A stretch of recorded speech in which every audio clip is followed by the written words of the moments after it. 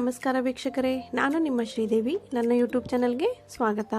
ಇವತ್ತು ನಾನು ಮನೆಯಲ್ಲಿ ಈಸಿಯಾಗಿ ಸೇವ್ ಪುರಿ ಮಾಡುವ ವಿಧಾನವನ್ನು ತಿಳಿಸ್ಕೊಡ್ತಾ ಇದ್ದೀನಿ.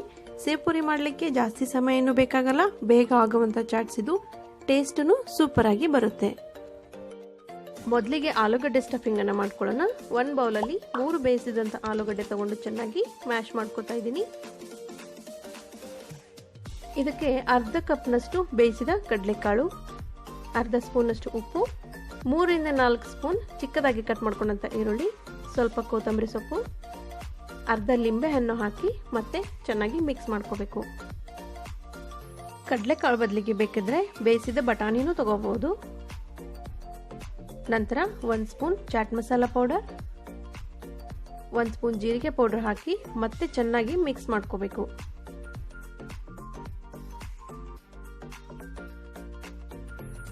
ನಮ್ಮ ಆಲೂಗಡ್ಡೆ ಸ್ಟಫಿಂಗ್ ರೆಡಿಯಾಗಿದೆ. ನೆಕ್ಸ್ಟ್ ಒಂದು ಪ್ಲೇಟಲ್ಲಿ ಪೂರಿನ ಈ ರೀತಿ ಕ್ರ್ಯಾಕ್ ಮಾಡಿ ಇಟ್ಕೊತಾ ಇದ್ದೀನಿ. ನಿಮಗೆ ಈ ಪೂರಿ ರೆಸಿಪಿ ಬೇಕಾದರೆ ಡಿಸ್ಕ್ರಿಪ್ಷನ್ ಬಾಕ್ಸ್ನಲ್ಲಿ ಸಿಗುತ್ತೆ, ಚೆಕ್ ಮಾಡ್ಕೋಬಹುದು. ನಂತರ ಆಲೂಗಡ್ಡೆ ಸ್ಟಫಿಂಗ್ನ ಹಾಕೋತಾ ಇದ್ದೀನಿ. ಈ ರೀತಿ ಸ್ಪೂನಿಂದ ಆದರೂ ಹಾಕಿ, ಇಲ್ಲಾಂದರೆ ಕೈಯಿಂದನೂ ಹಾಕೋಬಹುದು.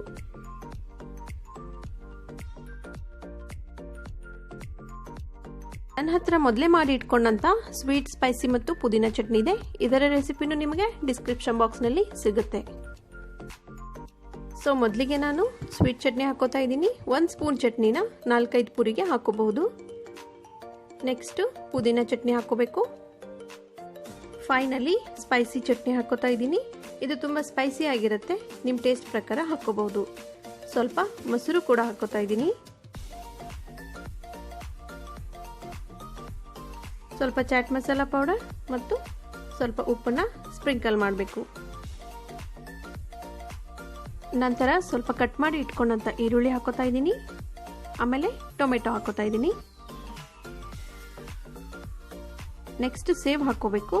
ಇದು 0 ನಂಬರ್ ಸೇವ್ ನಾನು ತಗೊಂಡಿರೋದು.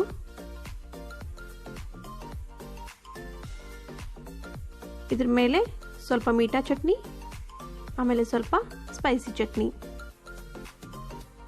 ನೆಕ್ಸ್ಟ್ ಇನ್ನೊಂದು ಲೇಯರ್ ಈರುಳ್ಳಿ ಮತ್ತು ಟೊಮೆಟೊ ಹಾಕೋಬೇಕು.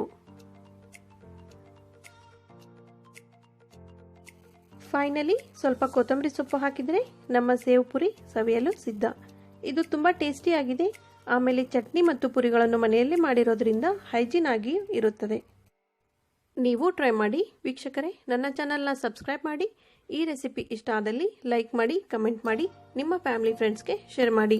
ಮತ್ತೆ ಇನ್ನೊಂದು ಹೊಸ ರೆಸಿಪಿಯೊಂದಿಗೆ ಭೇಟಿಯಾಗೋಣ. ಧನ್ಯವಾದಗಳು.